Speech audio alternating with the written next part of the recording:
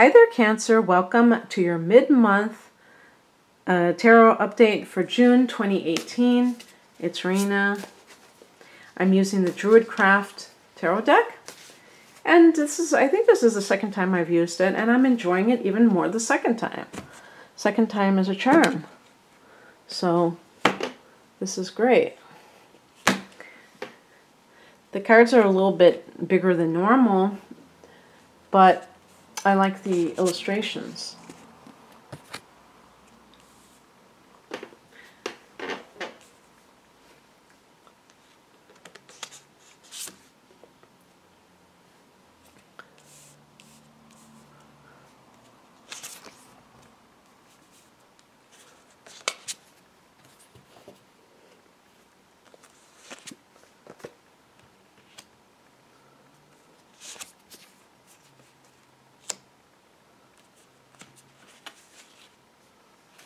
Okay,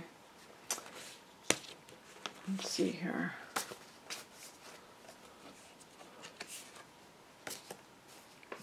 Well, you know, it's funny. This kind of makes perfect sense in a way, because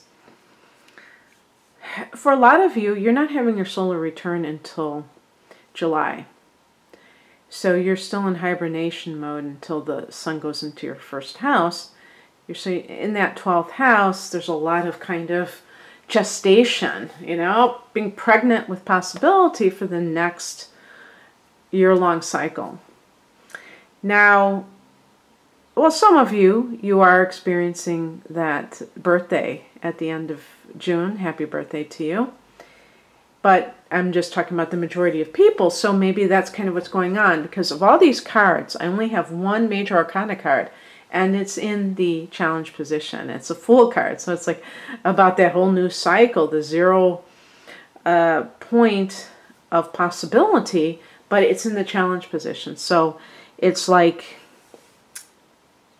something isn't ready to be birthed yet, and you are having a solar eclipse in your sign in July, and that might be representing that as well. So the focus theme for the end of the month is the Seven of Swords. This can be a card of someone who is spending a lot of time alone, deep in thought. The Seven of Swords is kind of interesting that they depict it that way. I should check the booklet, because it sounds like somebody who's writing. And really, a lot of the Seven of Swords in the two decks that I mainly use, the Morgan Greer deck and the Rider-Waite deck, both of them show somebody who's pretty sneaky, who's kind of sneaking off maybe with personal property, or is cheating, is deceiving.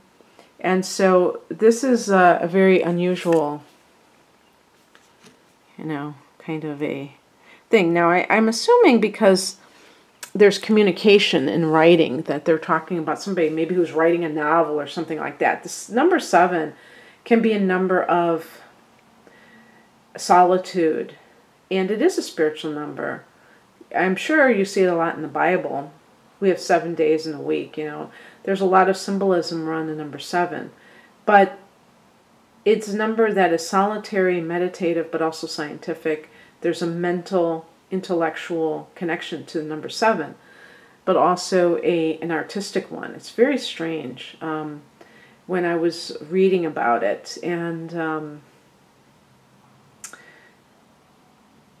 the point being that you may be doing some private study, you may be involved in something like a writing project or some kind of a I think it would mostly be writing, because it's something that you're doing that involves thinking, maybe researching. Yeah, that might be what they're trying to show as research, because this could be the researcher. So if you're somebody who has that line of work, or you've been wanting to, you may be getting some kind of job along those lines. We have in the past position the King of Wands. So this is a very masculine energy that's associated with leadership, with entrepreneurship. And so I guess you could say that some Cancer people who have wanted to take the plunge into working for themselves may have made that decision, and you're researching what you have to do. Maybe you're planning behind the scenes for whatever it is that you're doing. In terms of relationships, this could involve perhaps that you have had some kind of deception by a fire sign or somebody with a very strong fiery temperament, which you would understand, not just about losing temper, but somebody who tends to talk loud, who's, gestures wildly and very energetic. Could be a boss even. So this is, the three fire signs are Aries, which I think Cancer people tend to gravitate towards, Leo, Sagittarius, and so for some of you, that person is not on the up and up, and unless the person you're with now is the one that's cheating, and you recently met a Wands person who you like better. Now, in that particular case, that makes almost more sense to me, because usually fire signs are not necessarily that dishonest, although I'm sure some of you have experienced something to the contrary of that. And the spiritual message is the Ten of Cups. Wow. So this is like marriage material, happily ever after, family harmony, and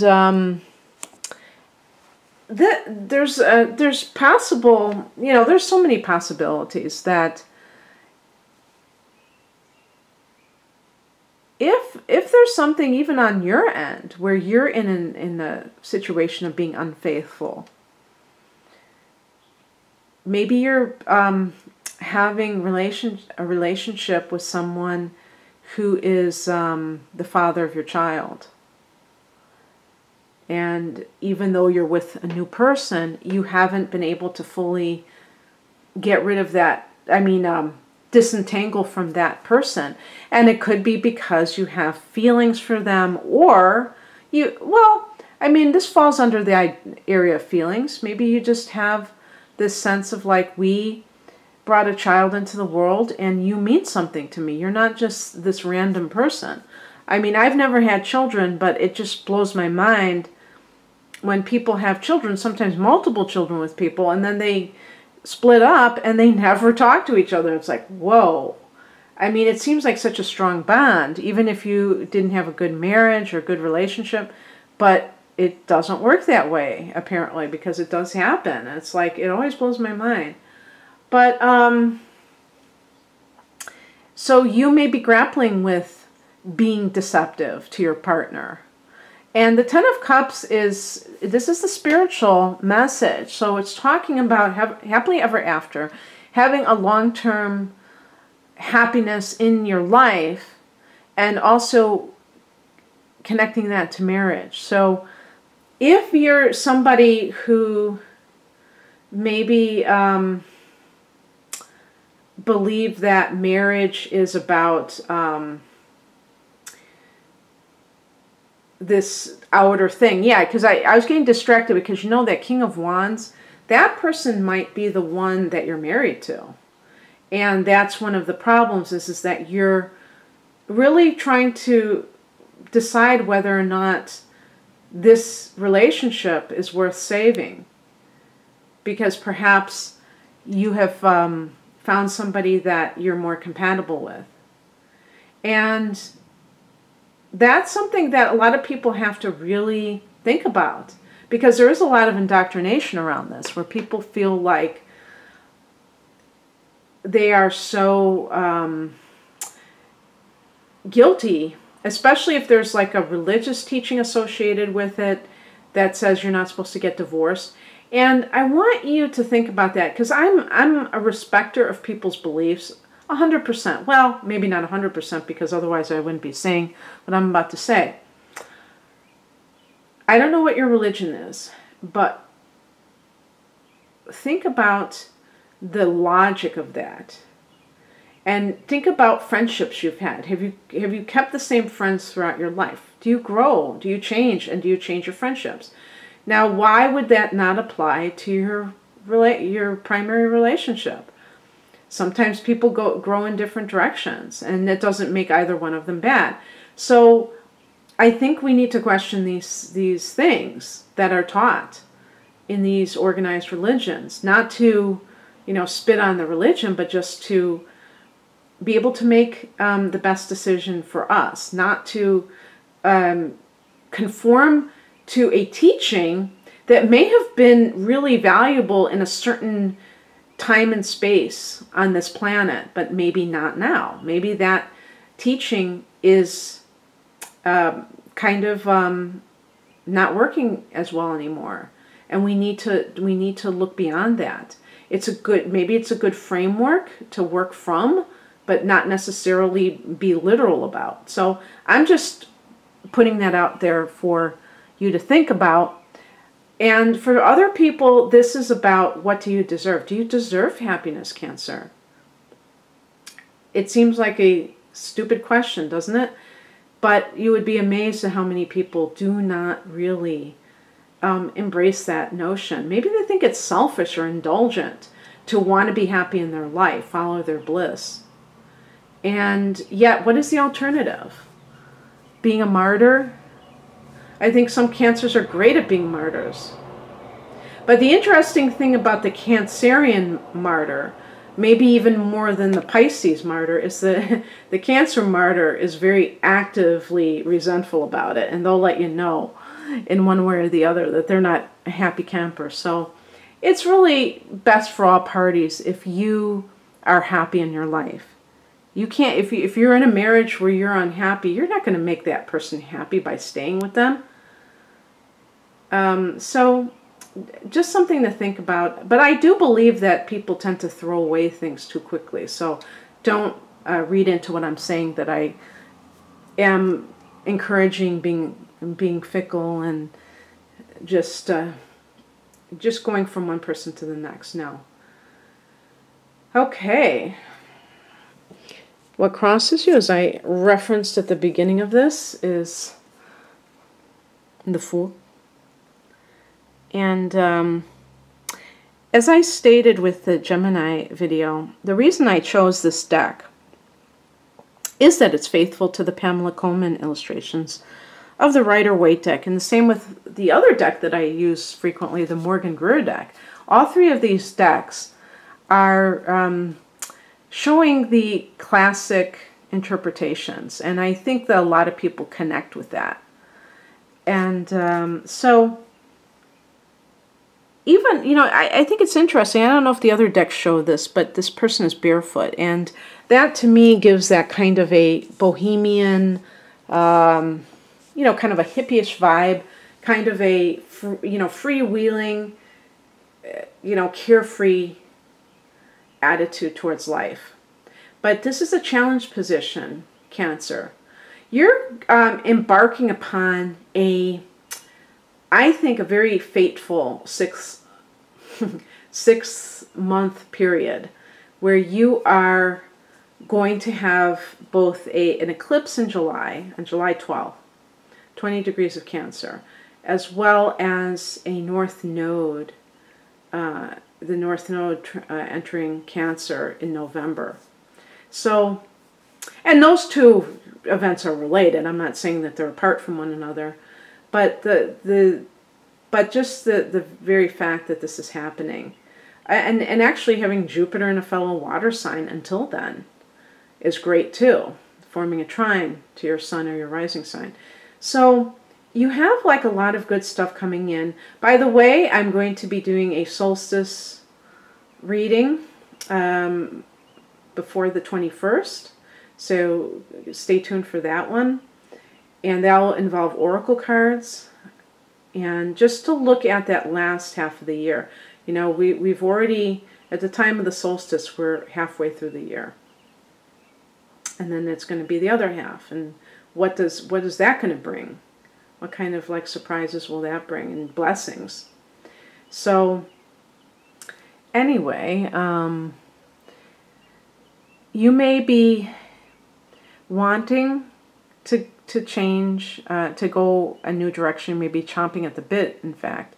but the timing may not be correct, right for some of you. And you may be afraid of dropping the past. For Cancer, the past is like an armor. And Cancer people can got such a great memory. They can tell you what you did 10 years ago and how it made them feel. And that, there's nothing wrong with that, but the past is the past.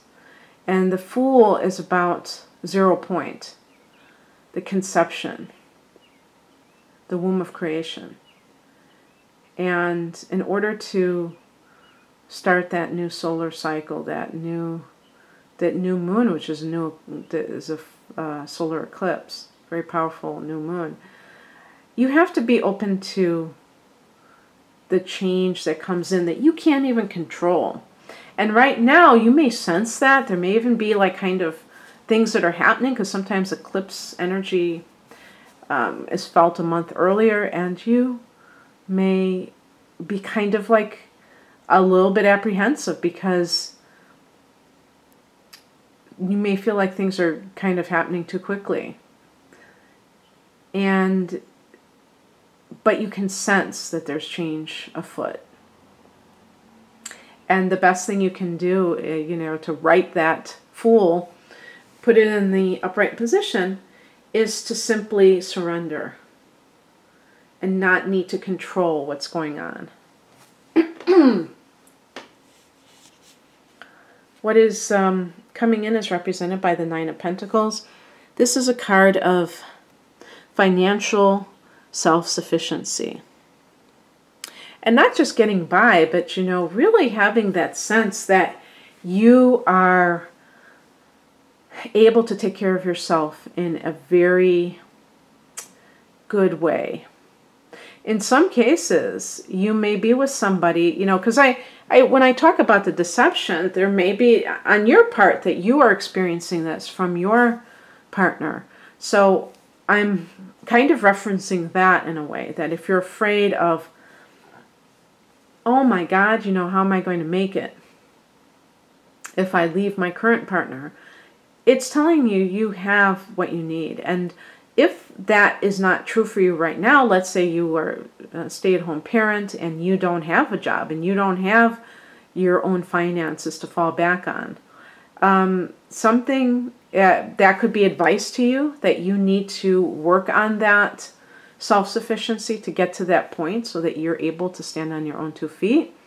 Because it could be that is the thing that keeps you, the dynamics in place, where the other person feels like they've just got it made. They can just do whatever because you're totally dependent on them.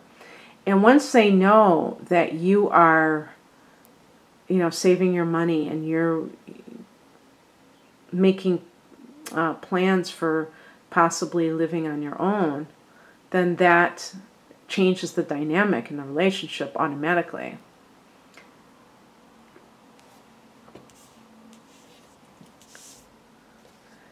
The outcome, King of Swords. Interesting. Now, getting back to that Seven of Swords, perhaps that is a person that you are interested now. Maybe the King of Wands was in the past and the Seven of Swords is your current partner. Libra is a big one for Cancer. Aquarius is the other air sign, and so is Gemini. But I want to talk about the work situation, because I also feel that for some of you, if this is a work situation, that somebody, you may have had a boss who somehow was underhanded. And it may even involve money that they owe you. And you may be consulting legal representation. The King of Swords is like the judge type of thing, because they're in the position of making that decision. So that might be something that you already have gotten underway, and you're waiting for, I forgot, what do they call that? in the litigation for the work, some kind of human resources personnel, or even higher up than that, I don't know. But yeah, so you may be getting a settlement from a former employer who misrepresented themselves, and maybe that's why you are